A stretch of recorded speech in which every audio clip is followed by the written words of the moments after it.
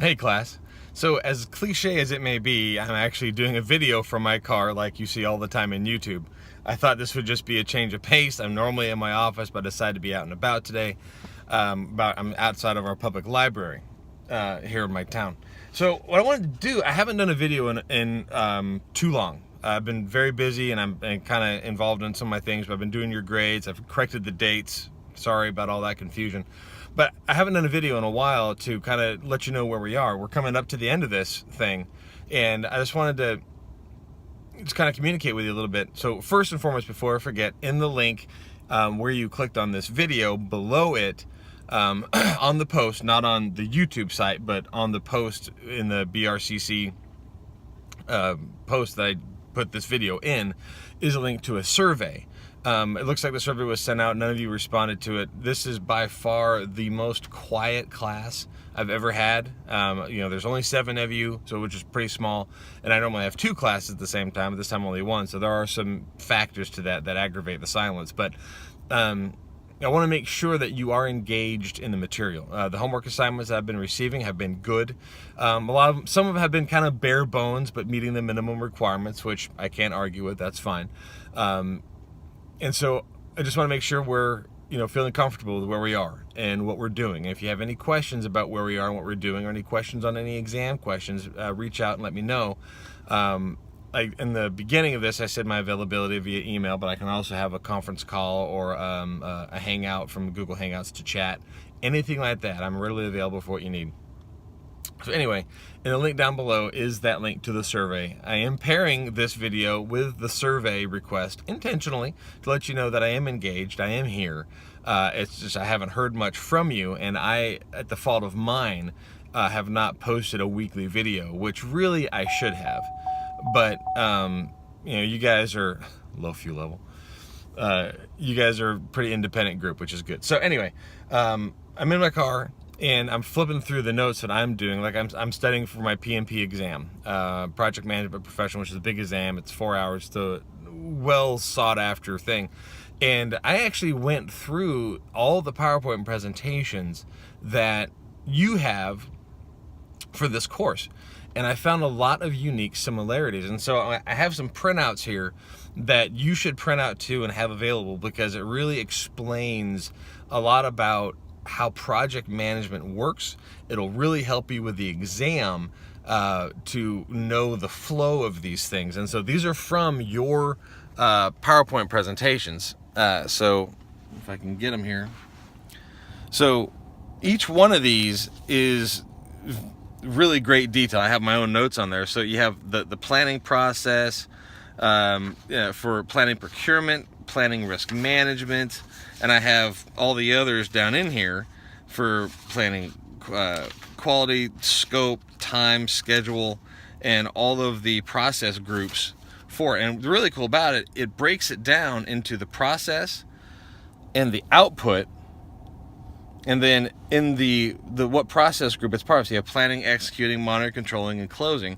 And this, like procurement, isn't part of initiating, which is the first group. So you have initiating, planning, executing, monitoring, controlling, and closing.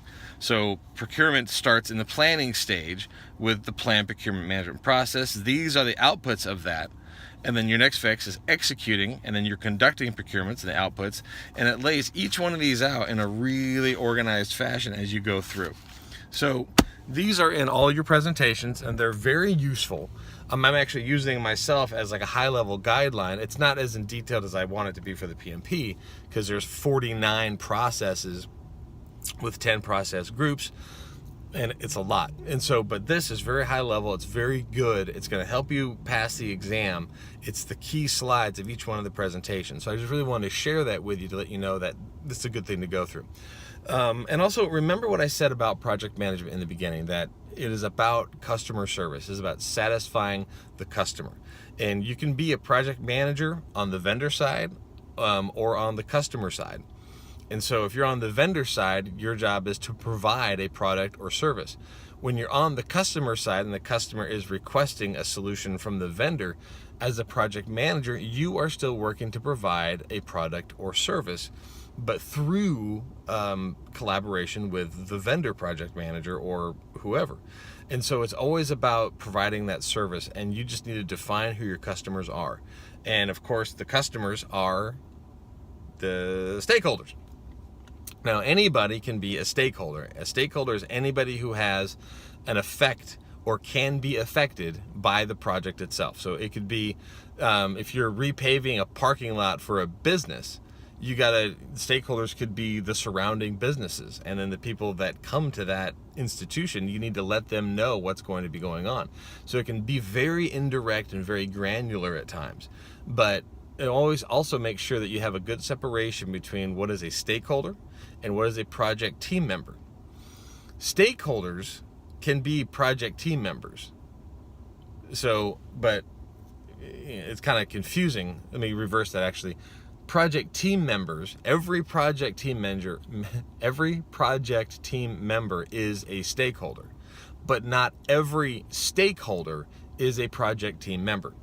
And so a lot of the stakeholders will have certain levels of influence and responsibility into a project, and you use some metrics to understand what is their level of influence, what is their level of authority as a stakeholder. And then you have your team members that actually carry out the project elements themselves.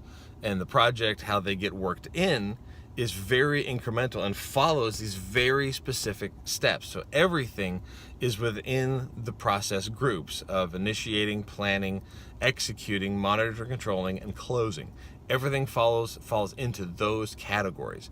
So you just want to make sure you have that kind of stuff lined out in your head when you go into the final exam, because everything is laid out in the PowerPoints, which is great, and in the book that you're reading. But just remember to follow the process. That's where all the questions are going to come from. Some of them may be situational, some may be defining, some also may be what comes next. So each one of those, when you're actually looking through the processes and you know where each one of those processes lie in the category of, what comes next, you'll also know its definition, and you'll be able to picture it within the project life cycle itself. So anyway, that's it. Again, if you have any questions about this material, anything like that, please let me know. We're both in learning mode. I'm learning to get the PMP done. You're learning to get this rudimentary understanding of project management. And it's all just great information to have.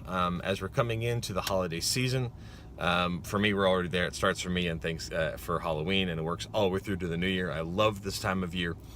So regardless of what you celebrate or don't, I just hope you have a really good holiday season. Be safe, and really make sure you get these assignments in.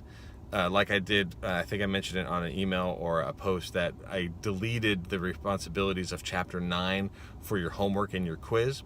So if you see those on there, you do not have to do anything with Chapter 9, but review the material. The material will be on the exam. I'm just not requiring you turn anything in for that week, because we got behind in the schedule. So you need to read the chapter, review the information, review the PowerPoint for Chapter 9. If you don't have it, I can get it to you. But just review that chapter, and then you don't have to do the quiz or the homework for Chapter 9. And that gets us on track to wrap up this course on time without any delays or any problems or things like that. So see any other date discrepancies, please let me know. Thank you very much, and have a great holiday. Take care.